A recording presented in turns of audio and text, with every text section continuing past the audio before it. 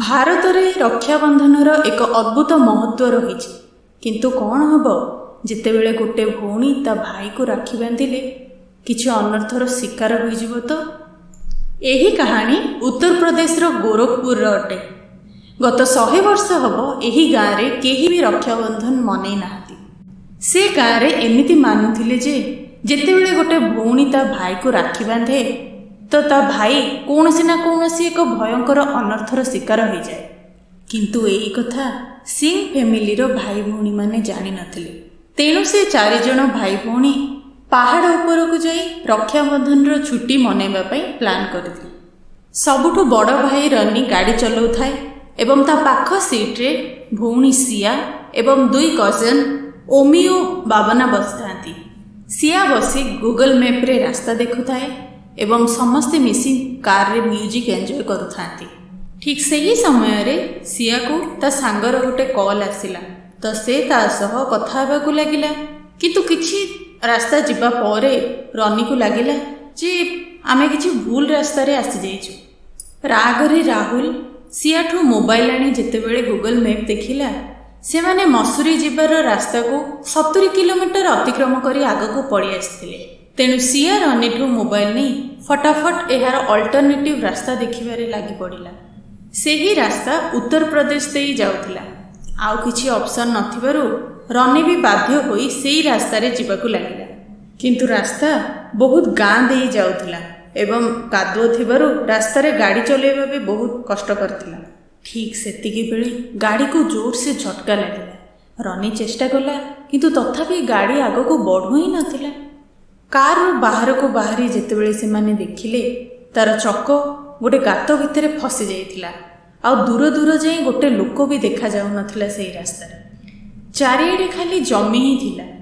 ତ ଆଉ ଡେରି ନ କରି ଓମି ସିଆକୁ ନେଇ ମେକାନିକ୍ ଖୋଜିବାକୁ ଚାଲିଗଲା। ସନ୍ଧ୍ୟା ହେବାକୁ ଆଉ କିଛି ସମୟ ବାକି ଥିଲା। ସେହି ସମୟରେ ଓମି ଓ ସିଆ କିଛି ଗାଁ ଲୋକଙ୍କୁ ନେଇ ସେଠାରେ ପହଞ୍ଚିଲେ। ସମସ୍ତେ ମିଶି ଗାଡ଼ିକୁ ଧକ୍କା ଦେଲେ। ଫଳରେ ଗାଡ଼ି ସେଇ ଗାତରୁ ବାହାରକୁ ବାହାରିଗଲା। ସବୁ ଗାଁ ଲୋକଙ୍କୁ ଧନ୍ୟବାଦ ଦେଇ ଭାଇ ଭଉଣୀମାନେ ଯିବାକୁ ବାହାରୁଥିଲେ। ଠିକ୍ ସେହି ସମୟରେ ଗୋଟେ ଗାଁ ଲୋକ ସେମାନଙ୍କୁ ଅଟକାଇଲା। କହିଲା ଏହାଠୁ ପ୍ରାୟ 15-20 କିଲୋମିଟର ଯାଏଁ ରାସ୍ତା ବହୁତ ଖରାପ ଅଛି ଆଉ କୌଣସି ଲାଇଟ୍ର ବି ବନ୍ଦୋବସ୍ତ ନାହିଁ। ଯେହେତୁ ସନ୍ଧ୍ୟା ହେଇ ଆସିଥିଲା ତ ସେମାନଙ୍କର ଜୀବନ ପ୍ରତି ବିପଦ ଅଛି।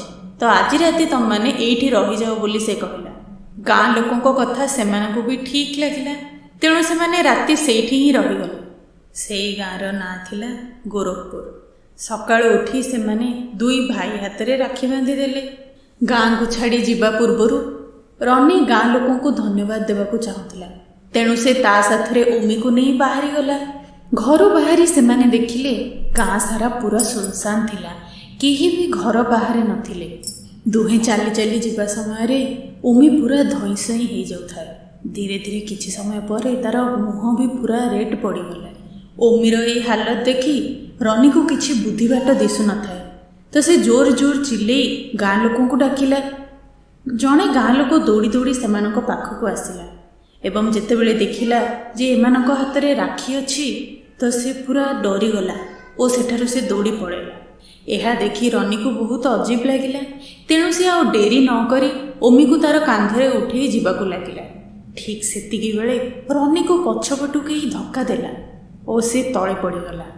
କିନ୍ତୁ ସେ ଆଉ ଉଠିପାରିଲା ନାହିଁ। ତାକୁ ଲାଗୁଥିଲା ଯେମିତି ଗୋଟେ ବହୁତ ଓଜନ ଜିନିଷ ତା ଉପରେ ମାଡ଼ି ବସିଛି। ସେ ସେଠୁ ବିଲକୁଲ ହଲି ପାରୁନଥାଏ। କିନ୍ତୁ ଉପରକୁ ଯେତେବେଳେ ଦେଖିଲା ଜଣେ ଭୟଙ୍କର ସ୍ତ୍ରୀ ଲୋକ ତା ଉପରେ ବସିଛି। ତାର ଲମ୍ବା କଳା କେଶ ତାର ଗୋଡ଼ ଯାଇ ପଡ଼ୁଥାଏ ଓ ସେ ପାଗଳ ଭଳି ହସି ହସି ରନିକୁ ହିଁ ଦେଖୁଥାଏ। କିନ୍ତୁ ହଠାତ୍ ସେ ସ୍ତ୍ରୀ ଲୋକ କୁଆଡ଼େ ଗାୟବ ହୋଇଗଲା। ଏହା ଦେଖି ରନି ଥରିବାକୁ ଲାଗିଲା। ଆରପଟେ ଓମିର ଦେହ ଆହୁରି ଖରାପ ହେବାରେ ଲାଗିଥାଏ। ପୁଣି ରନି ଓମିକୁ କାନ୍ଧରେ ଉଠାଇ ଯିବାକୁ ଲାଗିଲା। ଦେଖୁ ଦେଖୁ ଚାରିଆଡ଼ ପୁରା ଅନ୍ଧାର ହେଇଗଲା ଓ ଝଡ଼ ତୋଫାନ ଆସିଲା। ଏତେ ଜୋରରେ ପବନ ହେଉଥିଲା ଯେ ଏମିତି ଲାଗୁଥିଲା ସେ ଗାଁ ଉପରେ ପ୍ରଳୟ ଆସୁଛି। ରନି ସେଠାରୁ ଜଲ୍ଦି ଜଲ୍ଦି ଆଗକୁ ବଢ଼ିବାକୁ ଲାଗିଲା। କିନ୍ତୁ ତାକୁ କ'ଣ ଜଣାଥିଲା ଯେ ଆଗରେ ୟାଠୁ ବି ଭୟଙ୍କର କିଛି ଅଛି। ଦୌଡ଼ି ଦୌଡ଼ି ଯିବାବେଳେ ଓମିର ପାଟିରୁ ରକ୍ତ ବାହାରିବାକୁ ଲାଗିଲା। ଏହା ଦେଖି ରନି ତାକୁ ତଳେ ଶୁଆଇ ଦେଲା ଏବଂ ତାକୁ ହୋସ୍ରେ ଆଣିବା ପାଇଁ ଚେଷ୍ଟା କଲା। କିନ୍ତୁ କିଛି ସମୟ ପରେ ଓମି ପୁରା ରିଏକ୍ଟ କରିବା ହିଁ ବନ୍ଦ କରିଦେଲା। ସେହି ସମୟରେ ମାଟି ତଳୁ ଦୁଇଟି ପଚାସଢ଼ା ମଣିଷ ହାତ ବାହାରିଲା ଏବଂ ରନିର ବେକକୁ ଚାପୁଡ଼ି ଧରିଲା। ରନି କଷ୍ଟରେ ଛଟପଟ ହୋଇ କିଛି ସମୟ ପରେ ତଳେ ପଡ଼ିଗଲା। ଭାଇମାନଙ୍କୁ ଖୋଜି ଖୋଜି ସିଆ ଓ ବାବନା ଯେତେବେଳେ ଗାଁକୁ ଆସିଲେ, ସେମାନେ ଦେଖିଲେ ଗାଁର ଗୋଟେ ଜାଗାରେ ବହୁତ ଗୁଡ଼ାଏ ଲୋକେ ଭିଡ଼ ଅଛନ୍ତି। ଯେତେବେଳେ ସେମାନେ ଭିଡ଼ ପାଖକୁ ଗଲେ, ତାଙ୍କ ଆଖିରୁ ଲୁହ ବାହାରି ଆସିଲା, କାରଣ ତାଙ୍କର ଦୁଇ ଭାଇଙ୍କର ଶବ ସେଇଠି ପଡ଼ିଥିଲା। ଏହା ଦେଖି ସେମାନେ ବିଶ୍ୱାସ ବି କରିପାରୁନଥିଲେ।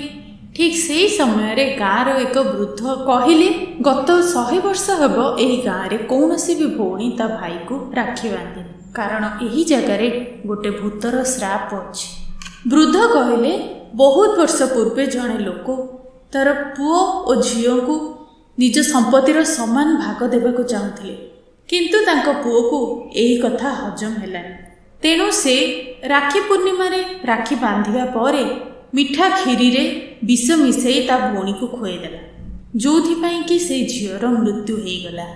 ଆଉ ମରିବା ସମୟରେ ସେ ପୁରା ଗାଁକୁ ଶ୍ରାପ ଦେଲା ଯେ ଯଦି କୌଣସି ଭଉଣୀ ତା ଭାଇକୁ ରାକ୍ଷୀ ବାନ୍ଧେ ଏ ଗାଁରେ, ତାହେଲେ ସେ ଭାଇକୁ ମାରିଦେବ। ଏହା ଶୁଣି ସିଆ ଓ ବାବନା ପୁରା ଭାଙ୍ଗି ପଡ଼ିଲେ। ତେଣୁ ଆଜି ବି ଗୋରଖପୁର ଗାଁରେ ରାକ୍ଷୀ ପୂର୍ଣ୍ଣିମା ଦିନ ଲୋକେ ନିଜ ଜୀବନକୁ ବଞ୍ଚେଇ ରଖିବା ପାଇଁ ଆଶା ରଖିଥାନ୍ତି। ତେଣୁ ଭାଇମାନେ ନିଜ ଭଉଣୀମାନଙ୍କ ସହିତ କେବେ ବି କିଛି ଖରାପ ହେବାକୁ ଦିଅନି, କାରଣ କେବେ କେଉଁ ଭଉଣୀର ଶ୍ରାପ ତୁମକୁ ବି ଲାଗିଯାଇପାରେ। ଆଈ ମା କପପେଡ଼ି ତରଫରୁ ଆପଣ ସମସ୍ତଙ୍କୁ ରାକ୍ଷୀ ପୂର୍ଣ୍ଣିମାର ହାର୍ଦ୍ଦିକ ଶୁଭେଚ୍ଛା। ଯଦି ଭିଡ଼ିଓଟି ଭଲ ଲାଗିଛି ତାହେଲେ ଲାଇକ୍, ସେୟାର ଆଣ୍ଡ କମେଣ୍ଟ ନିଶ୍ଚୟ କରନ୍ତୁ।